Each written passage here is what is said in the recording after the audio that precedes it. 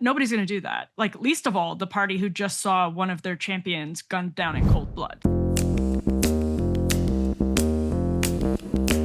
Welcome to RealClearPolitics on SiriusXM. I'm Tom Bevan, co-founder and president of RCP. It is Friday, September 19th. I'm joined tonight by Philip Wegmann. He's our White House correspondent, and Emily Jashinsky, who is still a columnist for Unheard, but hosts the after party on Megyn Kelly's MK Network. Good to have you both. Thanks, Tom. So we're still talking about Jimmy Kimmel. And there was some new reporting on this in the Wall Street Journal and I think the Hollywood Reporter. And Emily, let me start with you. So apparently the way this went down is the execs at Disney talked to Jimmy Kimmel, and he told them that he was going to go on air that night and double down on his remarks and get after Brendan Carr, the chairman of the FCC. And the executives huddled and decided, no, you're not. And that's when the suspension, which we keep hearing is temporary, but that's how that all went down. Did Disney do the right thing? If you know your host is going to go on air and say something that you think as a private employer is going to make matters worse for you, is that a situation where they should have intervened? Disney is between a rock and a hard place, and they put themselves between that rock and that hard place by allowing Kimmel to coast for a very long time on lazy, tasteless comedy. And that ended up, obviously, in this case, leading to him making a joke that really set people off who were emotionally raw and sensitive in the aftermath of the most graphic and violent political assassination of a young husband and father on a college campus, the most violent in recent memory. So to take like a D+, maybe generously level swing at MAGA in that moment on Monday, after it became increasingly clear that law enforcement believed that the suspect had, quote, leftist ideology. We heard that from Governor Spencer Cox on Sunday. To take a lazy swing at MAGA in the aftermath of all of that, obviously, I think created real market pressures for ABC, which does, have affiliates, Nexstar affiliates. Nexstar has that merger that they're trying to do with Tegna in front of the FCC. They want the merger to go through. They want the Trump administration to approve the merger. And so they're looking around saying, well, what are we going to do about this? People in the audience, maybe people who just watch Good Morning America and see Kimmel promos, are going to be like, I'm pretty upset with ABC. Maybe I'm going to watch something else tonight, the few remaining people who watch late night. So they're already squeezed. They're already paying Kimmel too much. So to act as though this was all really just me leading up to the argument that to act as though this was just because there was a threat from Brendan Carr and just because Nexstar had a merger, I think erases the fact that ABC was also, per this reporting, very concerned that Jimmy Kimmel was going to further inflame viewers, audience members, and put at jeopardy their remaining advertisers. Yeah. Phil, I mean, if you wrote something, they got you in hot water. That's never happened before, Tom. And I said, hey, Phil, what are you going to write about today? And you're like, I'm going to double down. I'm like, oh, maybe not, Phil. We might have to spike that column or that report. No, but we continue to be, this is, I think, the third day in a row we've talked about this, Phil. I mean, the story just continues to go on. And Trump, he gave this interview to Martha McCallum. I was just watching a clip of it. He talks about his critics and how crazy they are. And she said, Charlie Kirk was always in favor of free speech. And he said if he was still alive, and had seen what happened, he might not be. He continues to lean into this idea that these networks should be brought to heel because they've been basically, and I love this like stuff on the left where like, we're silencing the comedians and that's what authoritarians do. And it's like, these folks have had 10 years of uninterrupted, just night after night after night, ridiculing Trump, making fun of him, whatever. So, I mean, what do you make of this? And is the Trump administration Like, where are they going with this? What is this going to look like in your opinion?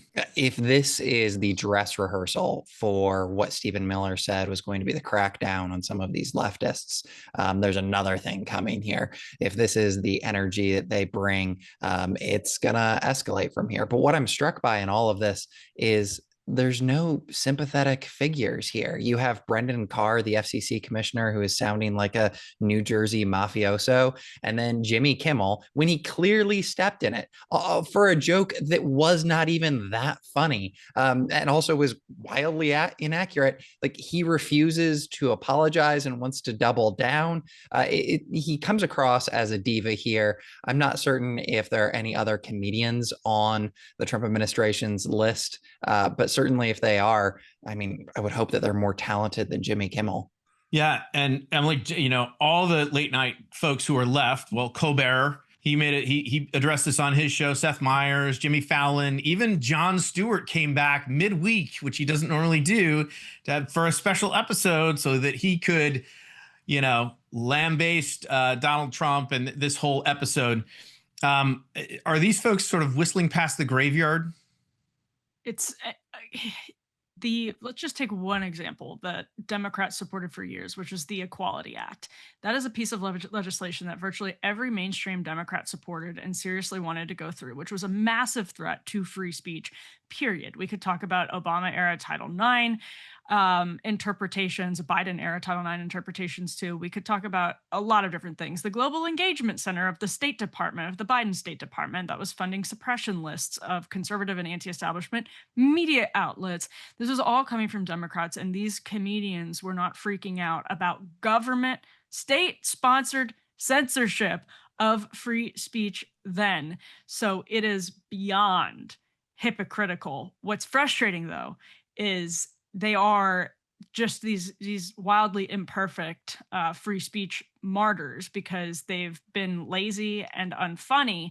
And yet, in this case, you do have the president of the United States jawboning about potentially stripping broadcast licenses away. I don't think that he would do it. I don't think Brendan Carr was going to strip ABC's broadcast license. I don't think that's true.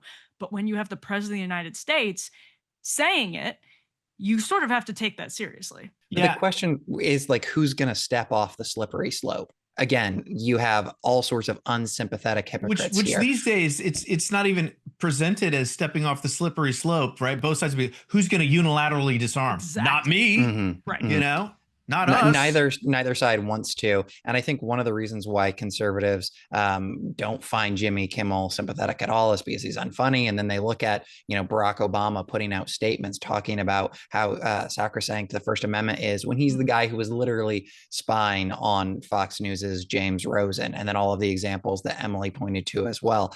At some point, though, if all of the government apparatus is just going to be a cudgel for Republicans to use when they're in power, and later Democrats, this does get to a rather wild place. It probably isn't good for anybody. No, I agree. And it is. I mean, there's so much hypocrisy to go around, the shoes on the other foot. And that's the thing, Emily, is like, you can't get out of this vicious cycle. We talked about the other day, because for everything that, Republicans do, Democrats can point to something, or, Republicans can point to something that Democrats have done. And we're not talking ancient history, as you mentioned. This is just, a couple of years ago, and there was no sympathy. There was no reverence for free speech or any of that stuff. I mean, it was the heavy hand of government. And now they're, again, the roles have been reversed, and suddenly they're these staunch free speech defenders and Republicans. So how do we get out of this circle or this cycle? I mean, what would it take?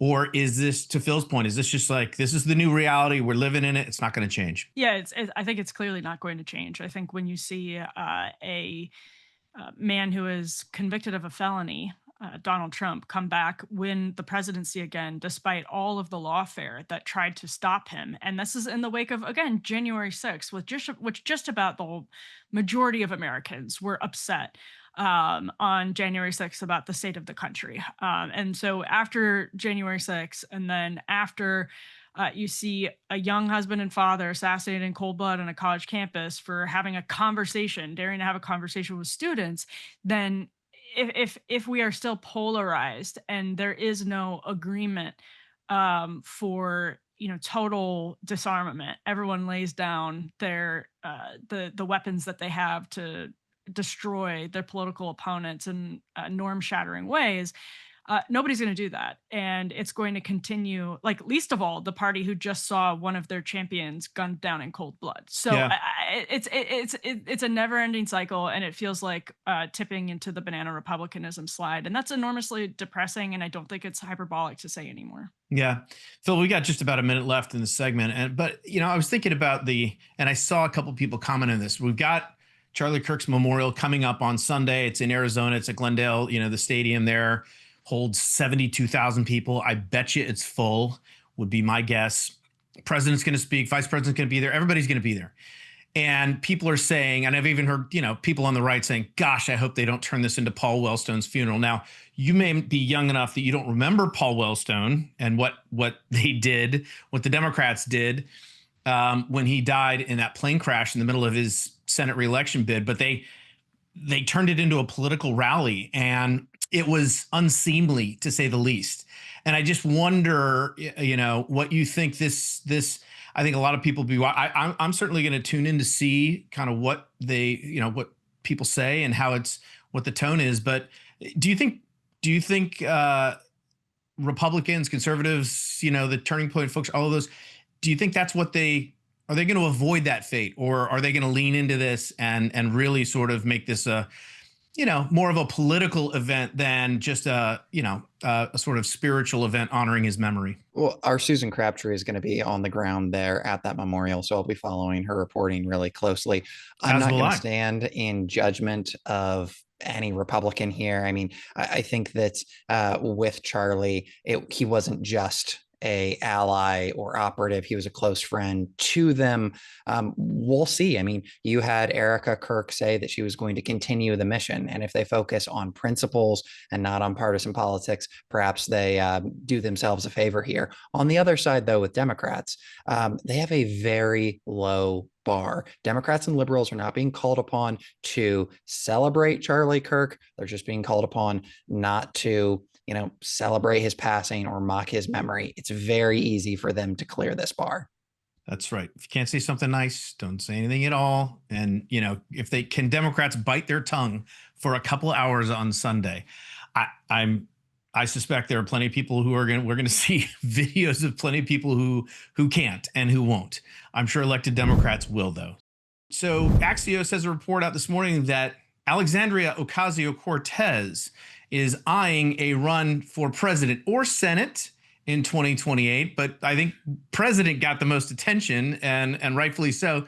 She will be of age by the time that comes around. Will have had her 35th birthday. What do you make of this, Phil? I mean, she's clearly ambitious, and there are plenty of people who are encouraging her to do this. She does rate in some of these early polls. I mean, she's got pretty good name ID, and she's obviously very popular, has a big social media following and all that. So is she a legitimate contender for the nomination if she were to decide to go forward with this? Absolutely. This is the long-standing announcement. We expected as much from Alexandria Ocasio-Cortez, so much so that I feel like Senate would be a consolation prize, and that might end up being Chuck Schumer's saving grace here. I'm curious to see if she goes for it, or if she, gets into that Senate race. We'll have to wait and see. But this will be a moment where the Democratic Party has to decide. Are they going to move further to the left and continue this mission that Bernie Sanders has been on to move them, in a more progressive direction? Or are they going to listen to more centrist voices like Michigan Senator Alyssa Slotkin, who, is urging them to moderate on a number of these issues? It's also going to be, pretty fascinating, too, to see what is the unifying theme here. Is Alexandria Ocasio-Cortez, if she does run for president, is it going to be on the Green New Deal, or is it going to be on questions of affordability? How is she going to unite the Democratic Party? What's going to be their theme moving forward? Because for the first time in a long time, Donald Trump will have exited. He won't be there to unify Democrats. Certainly they can run against J.D. Vance or Marco Rubio, but when Trump is gone, they can't run against him. Emily, what do you think? Can she make it through a primary? I think she could do well in a primary. It's obviously very unusual that somebody goes from the House of Representatives to the presidency or even to the nomination. So I think she's young enough that a Senate bid would make more sense. We have seen first-term senators be elevated very quickly in recent history, including Barack Obama and then J.D. Vance, even Kamala Harris to the top of the ticket. So it's not, it's not insane. Her name recognition is so high, and we are in such a dramatically different media climate that even the fact she won her primary against Joe Crowley speaks to what she could do.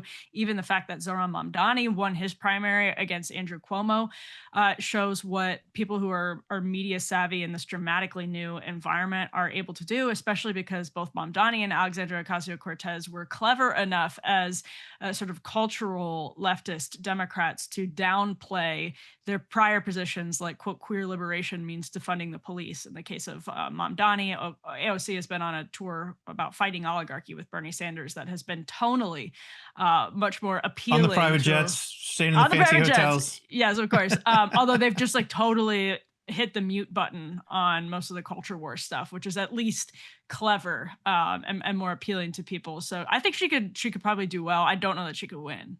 I posted about this morning, Phil, and it actually got a decent amount of responses. I said, and I continue to maintain that if she were to win the nomination, I know there are a lot of conservatives out there who think she'd be just an absolute breeze to beat, that Republicans would absolutely smash her in a general election. And I don't think so. I think no.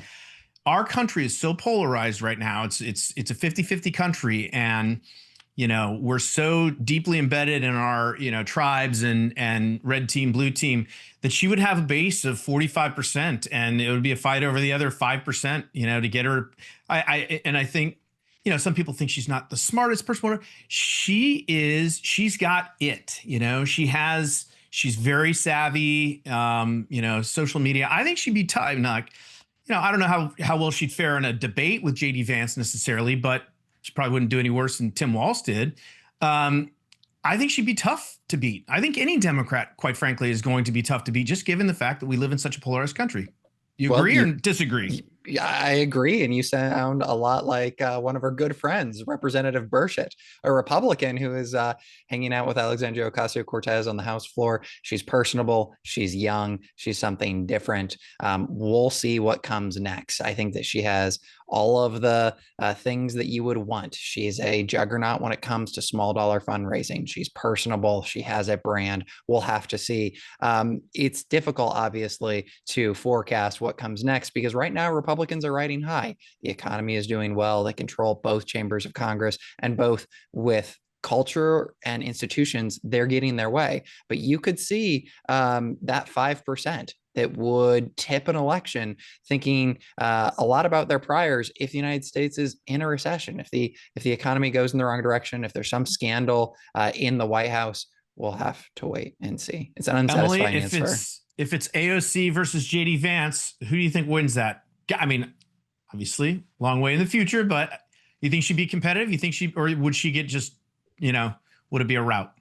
It'd actually be a really fascinating race, because we haven't really seen the populist left versus the populist right, because that's not what Kamala Harris was. That's and in a younger incarnation than we've ever seen before. Millennials, right? Yeah. And so, like, Trump versus Clinton, not really populist. Trump versus Biden is not right versus left populism, and Trump versus Harris is not right versus left populism. So Vance as a right populist I think it would be really compelling to see up against a left populist. And to your point, a media savvy millennial who definitely would have had a much easier time than Kamala Harris on a show like Andrew Schultz, Flagrant, Theo Vaughn. We've got a couple minutes left, and it is Friday, so it is time for Andy. I'm subbing for our host Andy Walworth, so I don't have my board next to me, and I can't play the great John McEnroe saying "You cannot be serious," but it is time for "You Cannot Be Serious." Your nominee, Phil, for the most insane story of the week. Most insane story of the week is that Daniel Jones, quarterback for the Indianapolis Colts, is now leading the #1 offense in the NFL. Danny Dimes has been resurrected. New York ran him out of town, but it turns out all he needed was a good offensive line, a couple of weapons for him to throw to. And I'm telling you right now, Indianapolis Colts are going to make a deep run in the playoffs and probably win the Super Bowl. Well, for your hope, I mean, for your sake, I hope that's true. Phil went apolitical. Emily, what are you doing? I'm not going apolitical. There's been so much crazy political stuff so this week. Divisive. We got it. Well, speaking of which, my You Cannot Be Serious is to NPR reporter Odette Youssef, the domestic extremism correspondent over at NPR, who Andrew Kerr of the Washington Free Beacon flagged, put in a story, quote, little is known about Tyler Robinson's politics because, quote, there is no evidence of his positions on other issues of importance to the left, such as immigration or labor. Incredible thing that gets through to NPR readers is that we can't know if Tyler Robinson is truly left because we don't know what he thinks about immigration or. But who do you have winning the Super Bowl, Emily? What's that? Well, the Packers. Yeah, it's the Packers. We know for sure it won't be the Bears. that we can say. That is true. But Catherine Maher assured us that the NPR newsroom was completely down the middle. They've got this I don't understand. Yeah, I've been reliably told that. Yeah. All right. My nominee for You Cannot Be Serious this week is none other than J.B. Pritzker. I mean, this story, I posted about it earlier in the week. I mean, you literally cannot make this up. So, a few days ago, there was a smash and grab job done on the Magnificent Mile in Chicago where an innocent person was killed. 4 days before that, one of the people involved in that smash and grab job stood shoulder to shoulder with J.D. Pritzker as a quote unquote peacekeeper. Oh my God. Apparently, they did not vet him in any way. He's wanted in 4 states. He has this long rap sheet. And so he stood next to J.B. Pritzker as a peacekeeper, and a few days later, he was involved in a crime that ended up killing an innocent Chicagoan. So, I mean, honestly, you just cannot be serious about that. Veep. All right. That's right out of Veep. It really, I mean, it's unbelievable. So anyway, all right, we are going to take another quick break, and when we return, I'm going to interview Scott Atlas. He's got a piece on Real Clear Politics today that you absolutely have to read. So stick around. We're going to be right back with more after this. Welcome back to Real Clear Politics on SiriusXM. I'm Tom Bevan, co-founder and president of RCP. Joined now by Scott Atlas. He is a senior fellow at the Hoover Institution at Stanford University and the co-founder of the Global Liberty Institute, and also the author of a piece that we have on Real Clear Politics today, which is titled Understanding and Saving Gen Z to Save America. Scott, thanks for joining me. Appreciate your time. Yeah, happy to be here. So, I mean, this piece is full of data and it actually hits really hard because of, you just rattle off all of these things. But the premise of the piece, and it struck me that you said this is a damaged generation. Yes. Talk about that. Why are they damaged and what damaged them? Sure. Well, they're damaged in several ways. First of all, and again, I'm in the baby boomer generation. And as I said, for those of us who had parents who fought in world wars or immigrant families like mine who came with nothing except the strong will to live free, we have a generation of people, Gen Z, who are very frantic about their perceived harms from words, from hearing words. This is a new concept that's sort of shocking to people like me. And I have my own children, so I understand the social world that these people live in. I'm also very concerned, though. It's not just that they're fragile. They're also very susceptible to things. And I feel it's social contagions are common in their world. And I think that a suggestion of that susceptibility is the absolute explosion of people who now consider themselves transgender or LGBTQ. This is doubled in 5 years, for instance. I mean, this is not a biological phenomenon. This is a social phenomenon. And employers note that this generation is weak in terms of a weak work ethic.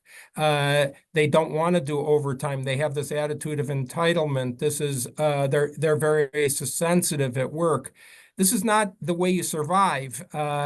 as I think, sort of know. And so I'm concerned about that. The question is, why are they like that? And I think this is something that we need to reflect on and remember. These people, Gen Z, were the most severely harmed by COVID, by the lockdowns. And it's not true that everything is due to COVID, but COVID exposed things. But in this case, it actually impacted people very harmfully. The isolation, the social isolation of young people, the education of young people. And this is a generation, of course, at that age where you need to be interactive socially. They were explicitly locked down, isolated, and that was recommended by so-called trusted people, teachers, doctors. And even though the harms were exploding, so we see a severe problem with our psychological harms, mental illness is exploding, and this is a very urgent problem. You mentioned that in the piece, suicides, overdoses, the harm among this generation, and probably even earlier, younger generations as well. That happened from COVID, but this was happening even before COVID. And so, yeah, I mean, what, in your opinion, are the sort of driving factors? I mean, COVID to me was sort of a perfect storm in many ways. And obviously, Jonathan Haidt wrote a lot about social media. And you mentioned in this piece, this generation spends an awful lot of time on their phones. Absolutely. So it's a confluence of events. This stuff has been going on gradually for decades, frankly, but this sort of explosion is finally hitting us in this generation. If you look at campuses, okay, kids are raised to respect their professors, and they're very influenced by professors who are supposed to be a force for free debate, but instead we have a very extreme politicized professoriate on campuses. This is well known. I mean, my own university, Stanford, in 2020, 95% of Stanford faculty voted Democrat, 3% voted Republican. That's extreme.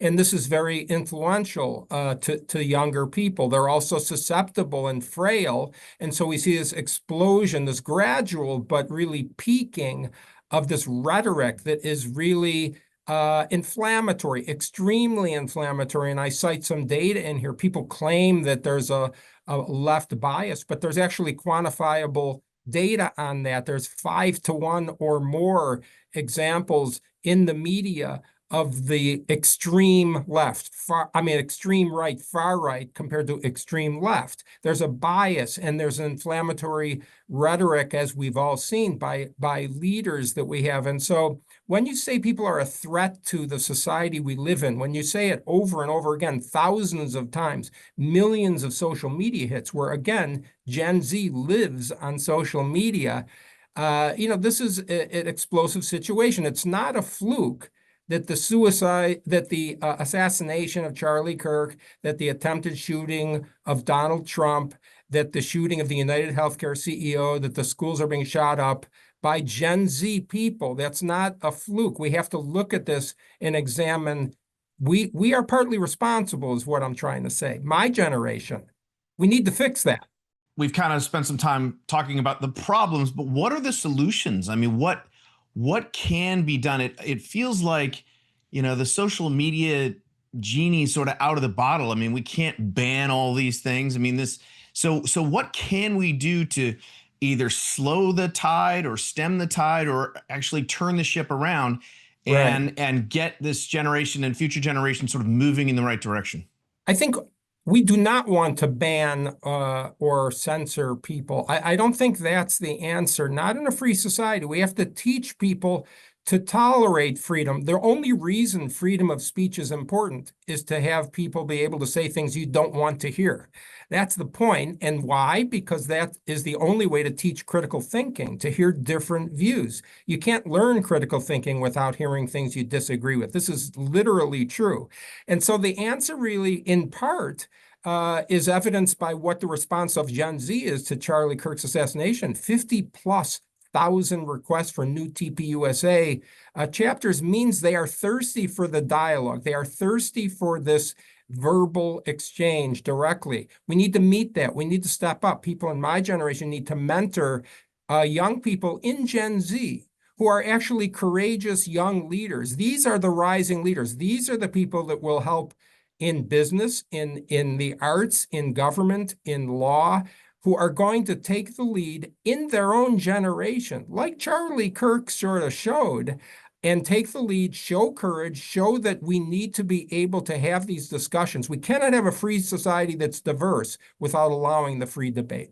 Does that actually give you hope that maybe the generation Gen Z is tougher than you think, maybe has more resilience, has a little bit more grit, the response from after Charlie Kirk's murder? Well, it does give me hope. It gives me hope because I know that there are young, courageous people in that generation. I see them in myself. I see them in my Global Liberty Institute, where we take people who are exceptionally talented, early careers in journalism, in private sector, in public sector, who have shown personal courage. I see it where I work at Hoover Institution, where we have we challenge students in this Hoover Policy boot camp in the summer to hear things they've never heard, but specifically to debate among themselves. And there are a lot of young people like this. It's just that we need to mentor them. We need to network them. We need to ally them with senior people so that they don't feel alone. They're not afraid to lose their jobs.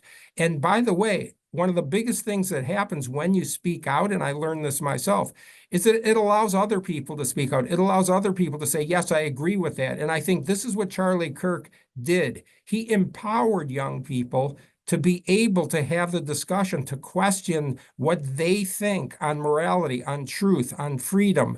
This is what we need to do. It's a gradual process. There is no single answer, and there are many groups doing these sorts of activities. But we need to have the empowerment of the leaders in Gen Z itself. We need to identify them and mentor them because they are the hope. It sounds sort of corny that I'm some old guy saying this, but the reality is this generation, we're going to die off soon, okay? People that are over 50, over 60, they're not going to be around that much. We need to take the people in their 20s and early 30s and say, identify who's the leaders there and empower them so that they become truly the next leaders of our society. We've got to leave it there. Dr. Scott Atlas, again, go to RealClearPolitics.com, read his piece, Understanding and Saving Gen Z to Save America. I appreciate your time. Thank you, Tom. Welcome back to Real Clear Politics on Sirius XM. I'm Andrew Walworth, and for our next segment, RCP contributor Maggie Miller talks with psychologist and lead investigator Christopher J. Ferguson of Real Clear Investigations about what many consider one of society's last taboos, acknowledging that women can also be perpetrators of violence in relationships. It's a fascinating article that you can see on RealClearInvestigations.com. And here's Maggie Miller in conversation with the author, Christopher Ferguson. Chris, thank you so much for being here. Well, thanks for having me on today. I appreciate it. So let's start with the taboo itself. Why is it so difficult for society to see women as capable of violence? And why do men often struggle to admit that they've been victims? Yeah, those are great questions. So, I mean, I think that, first off, there are longstanding, stereotypes about men and women that, men are more aggressive, more assertive, and in some cases more violent, and women are more passive, less assertive, certainly less physically violent. And there's some truth to that. Of course, if you look at violent crime, men are overwhelmingly represented in violent criminal populations and such. And I think also the second thing is that, in the 1970s, when feminists were drawing attention to violence towards women and domestic violence and rape and things like that, they really focused in on that as a women's issue. So violence was something done by men to women. And I think that combination has really solidified this view in the public consciousness that domestic violence is a crime, again, by men against women. And that has made it very difficult to acknowledge that. And, in many cases, that's more complicated than that. Perhaps both people are being assaultive towards each other, or maybe it's going in the opposite direction. And I think that does make it hard for men, in some cases, to acknowledge that what's happening to them may not be good. And it's difficult for them to get help from a society or a community of health professionals who may not take their concerns very seriously. So your reporting notes that women's rising rates of anxiety and depression may sometimes manifest in this violent behavior. And I mean, it probably goes both ways, that the same can be said for men. How does mental health complicate our understanding of domestic violence? Sure. So the reality is that, certain types of mental health issues can escalate violence risk. And that's something, that mental health advocates have really pushed against in many cases, and for good reasons. We don't want to stigmatize people with mental illness or portray them all as if they are violent. But the reality is that different types of mental illness do increase our risk of engaging in violent criminal behavior, and that can include domestic assault. So when we look at people who are engaged in domestic violence, you tend to see that on average clustering among individuals who have more depression, who have more conditions like borderline personality disorder and other types of mental health struggles. So we kind of recognize this in ourselves. We may be more irritable the more stressed or anxious or depressed that we are. Hopefully we don't engage in assaults, of course. But for individuals who may already be struggling with more issues around aggression or anger, having that depression, having that anxiety, that stress is going to increase the likelihood of them engaging in domestic violence. So how do we balance acknowledging that women can be perpetrators without discrediting the very real violence and the very, real things that people have been fighting to help, get resources for and help out that they still face it from men? Yeah. Well, I think that is the very real concern that a lot of people have, is if we start talking about men as victims of violence, that is somehow going to take away from women's issues. That, we're going to say, well, maybe people be less sympathetic towards women because they're also violent, or, it's going to take away from the resources and such. And I think we just have to get out of this sense of this being kind of a zero-sum end game, that, only one group can have attention or resources. I think we can take seriously the issue that oftentimes women are victims of domestic violence. And perhaps even if the perpetration of domestic violence is roughly equal, that men's upper body strength still may mean that women are more likely to be injured than men are. So we can pay attention to that issue. And at the same time, that doesn't mean we have to be exclusionary or not worry about, men who may be experiencing abuse themselves, which still can be, in many cases, quite physically harmful, certainly emotionally harmful for them as well. So I think we just have to try to work to get out of this mentality that one sex has to win and the other sex has to lose, and that we can really just be worried about both groups of individuals who are experiencing violence.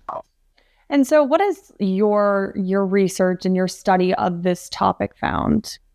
Yeah, so what, the work that I've done in this area has been consistent with, really quite a number of studies over the past probably nearly 50 years at this point, which finds that, even though certainly it's true for most violent crimes that males are overrepresented, that specifically for the issue of domestic violence, you tend to find about equal rates of perpetration between men and women, and typically for the same motivation. So there's also not a big difference in terms of self-defense as a motivation, for instance. That, most domestic violence seems to be out of frustration, anger, retaliation, issues like that.